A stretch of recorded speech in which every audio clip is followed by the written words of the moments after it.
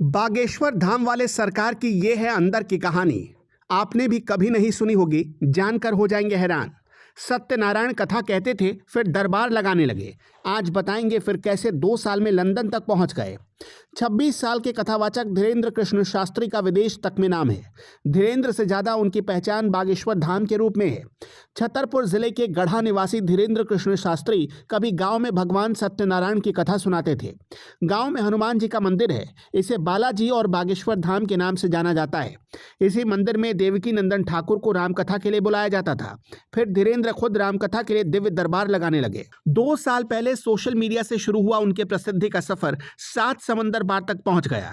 14 जून 2022 को लंदन की संसद में उन्हें सम्मानित किया गया। धीरेन्द्र कृष्ण शास्त्री की चर्चा इस कारण है कि उनके दिव्य दरबार में अर्जी लगाने वालों की भीड़ लगती है। वृंदावन जाने के लिए नहीं जुटा पाए थे पैसे। धीरेन्द्र कृष्ण शास्त्री का जन्म 4 जुलाई 1996 को हुआ। पिता रामकृपाल गर्ग और मां सरोज गर्ग की 3 संतानों में धीरेन्द्र सबसे बड़े हैं। उनसे छोटा एक भाई और एक बहन है। बहन की शादी हो चुकी है। बहन की शादी का रोचक किस्सा वो अपनी कथा में भी सुनाते रहते हैं। खुद धीरेन्द्र कृष्ण शास्त्री के मुताबिक तब उनकी आर्थिक हालत खराब थी। बहन की शादी के लिए अपने मुस्लिम मित्र शेख मुबारक से 20,000 रुपए उधार लेकर उन्होंने बारातियों की मेजबानी की थी। उनके पिता रामकृपाल गर्ग गांव में सत्यनारायण की कथा सुनाते थे। 12वीं तक पढ़े धीरेन्द्र कृष्ण भी पिता की तरह भगवान सत्यनारायण की कथा सुनाने लगे। धीरेन्द्र अपनी एक कथा में अपनी गरीबी का हाल सुनाते हैं कि एक समय वृंदावन जाने के लिए उन्होंने पिता से 1000 रुपए मांगे थे, जो पिताजी नहीं जुटा पाए थे। कभी वृंदावन नहीं जा पाने वाला संत आज विदेशों में कथा कर रहा है। 14 जून 2022 को उन्हें लंदन की संसद में 3 award Sant Shiromani, world book of London और वर्ल्ड बुक ऑफ यूरोप से सम्मानित किया गया। दादाजी भी मन की बात बताते थे, पोता भी यही करता है। धीरेन्द्र शास्त्री भगवान सत्यनारायण कथा के साथ रामकथा भी सुनाने लगे। गांव में हनुमान जी का मंदिर है। इसी बालाजी मंदिर में उनके दादाजी भगवान दास गर्ग की समाधि है। कहते हैं उनके दादाजी सिद्ध पुरुष थे। वो हर मंगलवार और शनिवार को इस मंदिर में दिव्य दरबार लगाते थे और लोगों की मन की बात जान लेते थे। उस समय भी लोग इसी तरह से अर्जी लगाते थे। खुद धीरेन्द्र शास्त्री भी 9 वर्ष की उम्र में दादाजी के साथ इस मंदिर में जाया करते थे। उनसे ही रामकथा सीखी। वे अपने दादाजी को अपना गुरु मानते हैं। दावा करते हैं कि बालाजी ने उन्हें साक्षात दर्शन दिया। दादाजी की तरह वो भी हर मंगलवार और शनिवार को दिव्य दरबार लगाते थे। इस दिव्य दरबार में लोग अर्जी लगाने लगे। लोगों की मन की बात को 3 सवाल और उनका हल एक पन्ने पर लिखने लगे।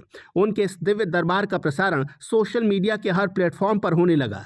इससे उनके दरबार में आने वालों की भीड़ कई गुना बढ़ गई। दादा चंदेल कालीन बालाजी मंदिर के पीठाधीश्वर थे। धीरेन्द्र कृष्ण शास्त्री ने 8वीं तक पढ़ाई गांव में की। इसके बाद वो चाचा के पास गंज चले गए। आगे 12वीं तक की पढ़ाई वहीं से पूरी की। कई बार गांव से 5 किलोमीटर पैदल चलकर गंज स्कूल पढ़ने जाया करते थे। गढ़ा गांव में ही चंदेल कालीन बालाजी का प्राचीन मंदिर है। इसकी प्रसिद्धि अब बागेश्वर धाम के तौर पर है। इस मंदिर के पीठाधीश्वर रहे अपने दादा और गुरु भगवान दास से धीरेन्द्र कृष्ण शास्त्री ने शास्त्रों का अध्ययन किया और कथा कहना सीखा था। भगवान दास चित्रकूट के निर्मोही अखाड़े से जुड़े हुए थे। दावा करते हैं कि वो 9 साल की उम्र से ही बागेश्वर धाम सरकार की सेवा करने लगे थे। अपने दादा के साथ नियमित रूप से मंदिर भी जाया करते थे। अब समझिए कैसे अर्जी लगती है। बागेश्वर धाम में नारियल वो लोग बांधते हैं जिनको अपनी अर्जी बालाजी महाराज के समक्ष लगानी होती है। बागेश्वर धाम में ओम बागेश्वराय नमः मंत्र का जाप करते हुए लाल कपड़े में लिपटे नारियल को बांधना होता है। दिव्य दरबार का हिस्सा होने के लिए बागेश्वर धाम से टोकन लेना पड़ता है। इस टोकन में अपना नाम, मोबाइल नंबर और पता लिखकर बागेश्वर धाम में जमा करना होता है। टोकन जमा होने के बाद दिव्य दरबार के आयोजन की तारीख बागेश्वर धाम के पीठाधीश्वर पंडित धीरेन्द्र कृष्ण शास्त्री सोशल मीडिया पर देते हैं। दिव्य दरबार से पहले एक लिस्ट जारी होती है। ऐसे लोगों को मोबाइल नंबर के जरिए सूचित किया जाता है।